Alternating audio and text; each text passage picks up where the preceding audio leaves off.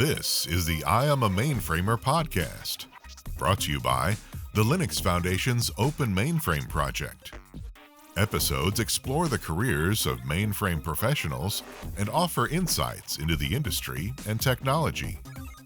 Now, your host, Senior Analyst and Vice President of Sales and Business Development at Futurum Research, Stephen Dickens.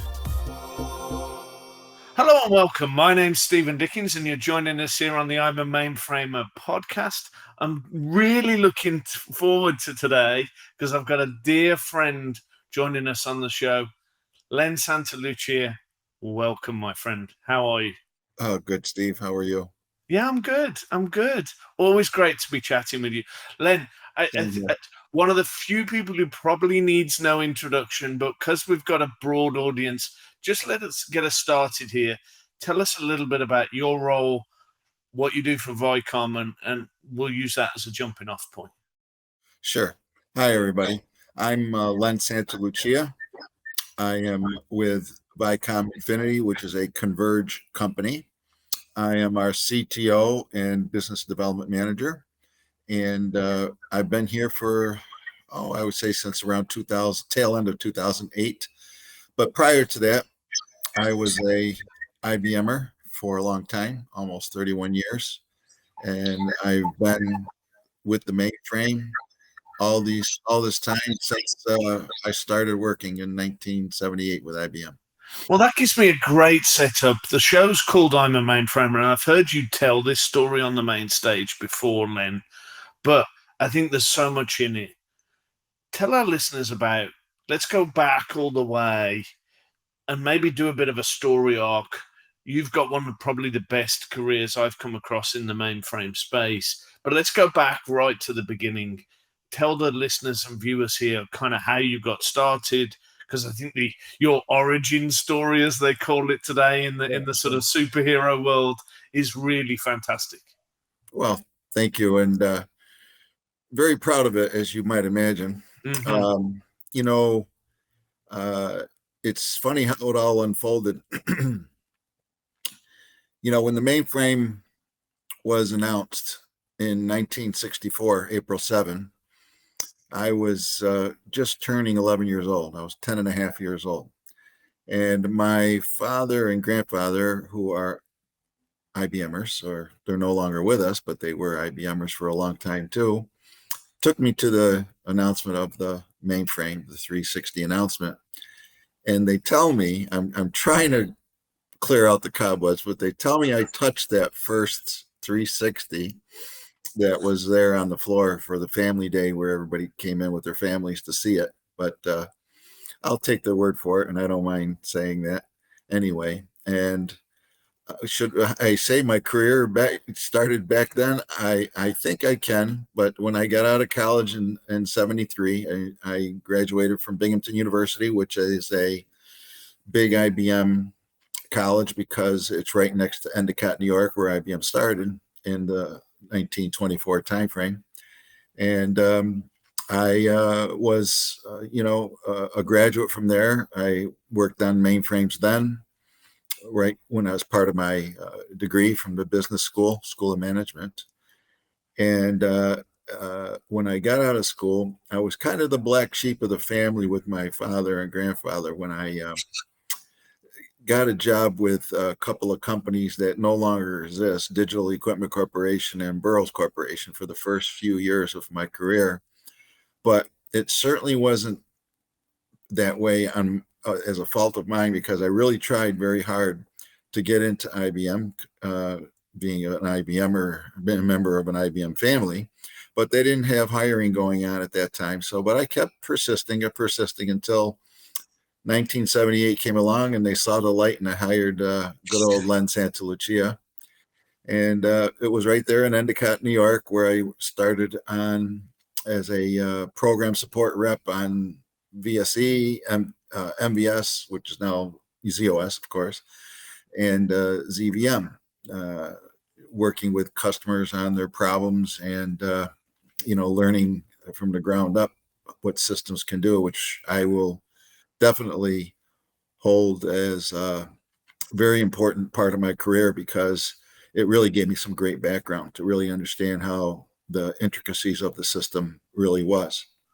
So Len, I mean, you've got such a fantastic story arc, and this could be a 4-part podcast show that goes Sure. on for hours, but I got to keep us moving. Okay, sure. But I know there's a sort of key point, and we've got some shared history around this. Wind us forward to sort of maybe 98, 99, if There you we go. would. I know you played an instrumental role in kind of bringing Linux to the platform. Yeah. So maybe skip us ahead if you can, sort of wind forward the clock 20 years. Linux is coming to the mainframe. Just talk us through sort of some of your involvement in those early days, because I know there's some interesting stuff there. Certainly. Well, along comes the year 1999, Stephen, and I was approached by IBM because I was doing work with Unix System Services and Open Edition inside of ZOS, and they said, "Well, we're going to bring a real Linux thing to this." And I said, "Really?" And I said, "What does that really mean?" And I was trying to figure it out. And the first thing I did was I said, I think I'll stay with what I know, and thank you, but no thank you. But then they kept persisting at me, and they kind of made me an offer I couldn't refuse. So I did take it, and boy, was it the best thing I ever did, Stephen. I'll tell you, I was first member of what was known back then as the Linux Impact Team, and it was when IBM decided to bring Linux on all platforms, on the mainframe, on P series as it was called back then, Power, and X series, which is X systems back then. Greatest thing I ever did, because I had Linux, mainframe experience only, but having to learn it across all the platforms in real time, and being affiliated with the Wall Street customers as I was all those years, it was a very good experience. We were right in the middle of a storm of requests for Linux across the X systems. And then when they started putting too many of them in, they started saying, "Hey, how are we going to slow this down and consolidate some of this?" And of course, along comes Linux on Z story for me at the same time, with virtualization capability and with ZVM at the time. And they started really taking a hold of it, and they really liked what consolidation is, so they can mix and match, because it was the same. Linux was Linux, and they were able to get control of their environments, because thank God for the mainframe with Z and its virtualization consolidation capabilities.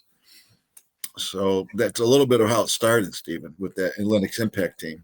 Well, let's use that as a pivot to tell your story. I know there's still a lot of ZOS and still a lot of sort of traditional mainframe there, but I know you've been involved from the get-go with the Open Mainframe Project. I know when I was kind of bootstrapping you were one of the first people to jump in with both feet.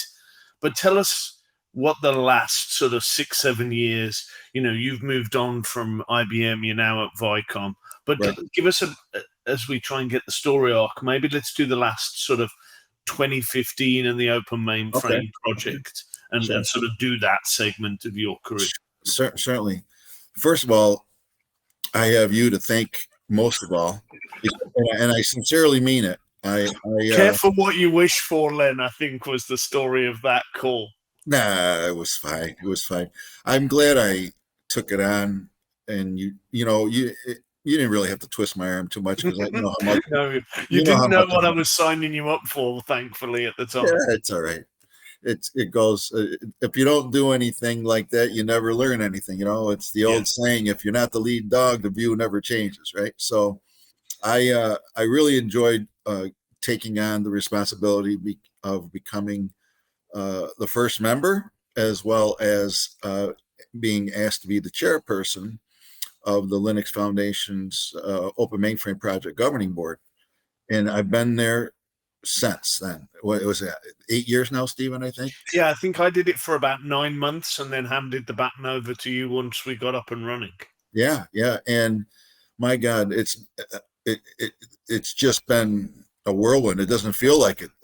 I can't believe all this time has gone by because, getting it off the ground, getting projects going, getting people to want to volunteer to do projects, and making decisions, business decisions for the group, and then working along with the technical advisory board also. It's just been fantastic. And now we're way over 20 projects. I've been involved with the Open Mainframe Project's acquisition of their own mainframe. Nobody would ever have thought the place where Linus Torvalds works that they would get their own mainframe. Can you imagine that?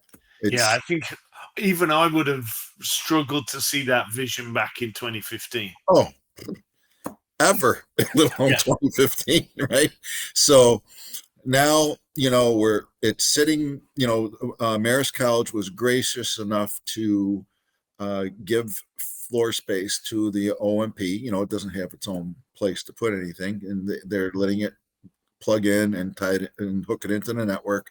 So along comes 2023, we should be able to get that up and running, and all of the projects will have a nice place to run and test and develop. So what's the significance of that going to be, Lynn? I mean, I think I know you know, but maybe just for the listeners and the viewers here, what's the significance of an open source project, such as the Open Mainframe Project, having its own mainframe infrastructure? What's that going to mean for the community? Well, now that we have a real place where it is monitored and managed, and in fact, it happens to be our company who is going to be doing that.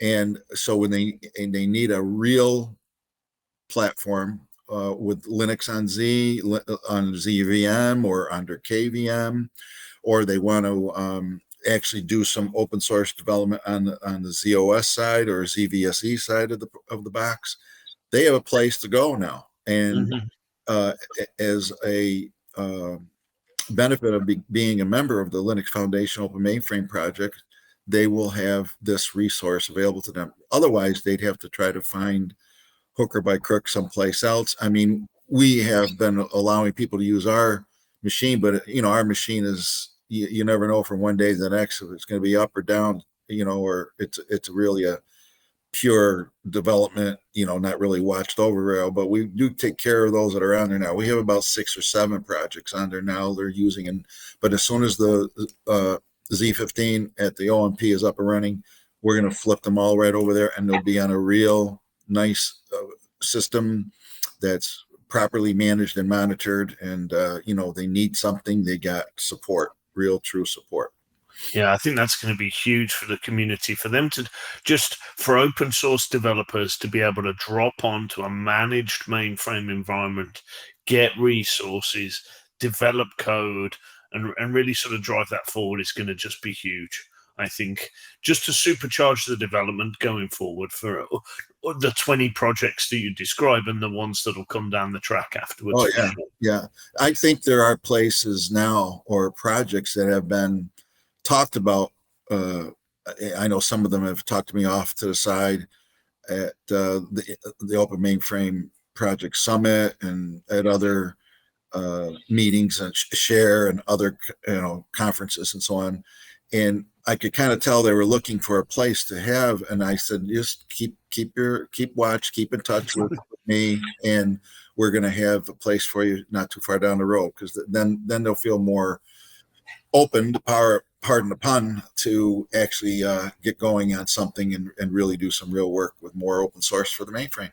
Yeah, fantastic. I think that's huge. I mean, we covered the announcement here. I think it's going to be foundational for the project. So as we start to move to the sort of second half of this, I always ask these questions of all the guests. So I know you've heard these before as you're a regular avid listener to the show. I always ask, and you've got a fantastic career history, and what advice would you give to your younger self? So you go back to sort of Len, age 22, you're finishing Binghamton, it's 1973. What advice would you give based on this storied career? what would you say to your younger self? I probably would say, stop trying to rush yourself out of the programming and technical area so fast before you start getting involved with other aspects of the business, because it is very valuable to have that background. It's very valuable to have that and develop it more. I would have told myself, develop yourself a little bit more there, because it just would give me even more depth in my conversations with clients and prospects and people who really want to understand the technology and test my abilities to answer questions that are relevant to them from a technical, business, and financial perspective. That's what I would tell myself. So I know you do a lot of mentoring. I mean, just maybe ask you an additional question. Where do you see the state of new talent coming to the platform? I know you take a really active role. What do you see as some of those sort of either college kids or new sort of graduates coming to the platform? Well, I really believe in our Open Mainframe Project internship program or menteeship program very much. We have started that quite a while ago, and as you might remember, we had a few people take up in the beginning, but let's see, what's it now? At least fourth year now, maybe fourth or fifth year, going on to fifth year. This last year, we had to turn away a ton of people that wanted to be, because the word has gotten out there on how valuable these internships are with the Open Mainframe Project. And but to not lose those that we had to give an answer of no or postpone them for maybe the next round is making sure they understand the IBM academic initiative and the other members of the Open Mainframe Project, like Rocket Software and Broadcoms and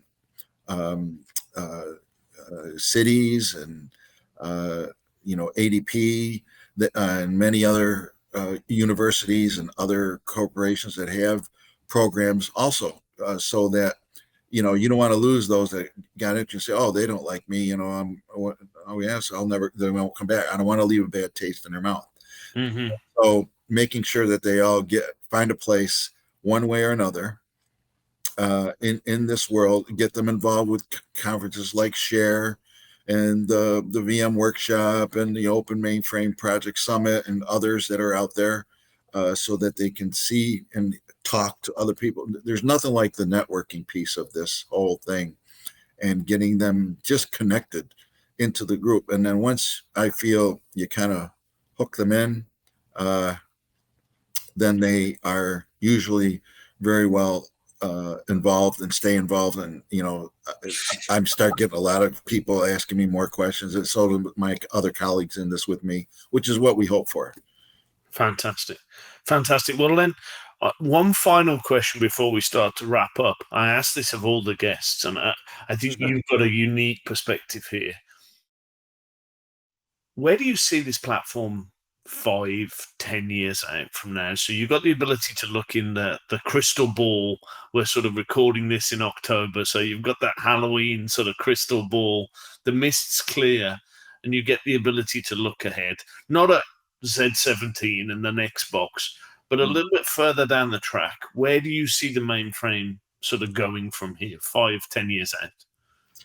Well, I think, especially because of the recent announcements made with the new Z16 and its capabilities for acceleration of artificial intelligence inferences and calculations and transactions, I think this is going to catapult this Z system into another area that it doesn't even know about or even see itself.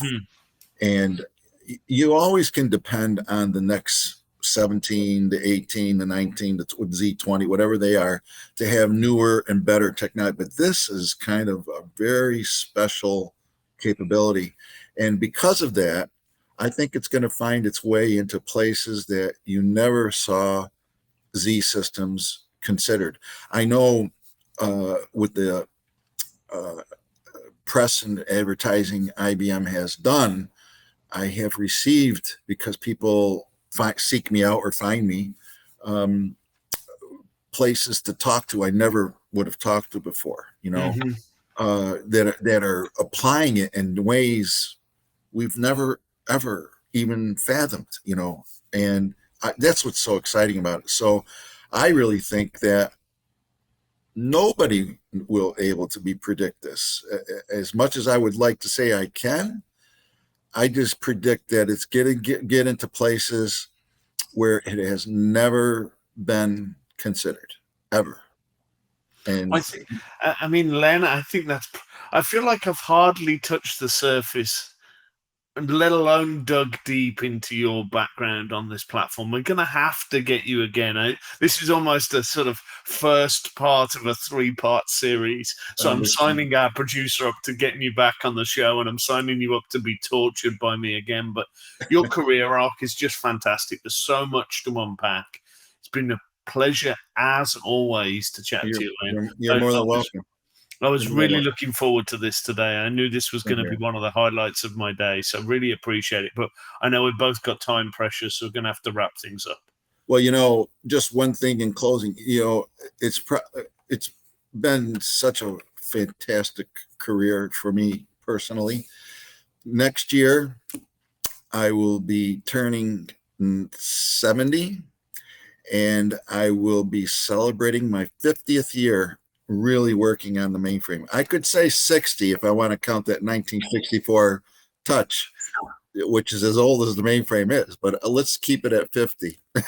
Well, I think, Len, I'm angling for an invite to that celebration for sure. Oh yeah, you're going to be one of the ones there, that's for sure. Fantastic. Well, Len, thank you for joining the show. Listeners, you've been listening to the I'm a Mainframer podcast. We'll catch you on the other side. Thank you for joining us. Thank you for tuning in to I Am a Mainframer. Liked what you heard? Subscribe to get every episode, or watch us online at openmainframeproject.org. Until next time, this is the I Am a Mainframer podcast. Insights for today's mainframe professionals.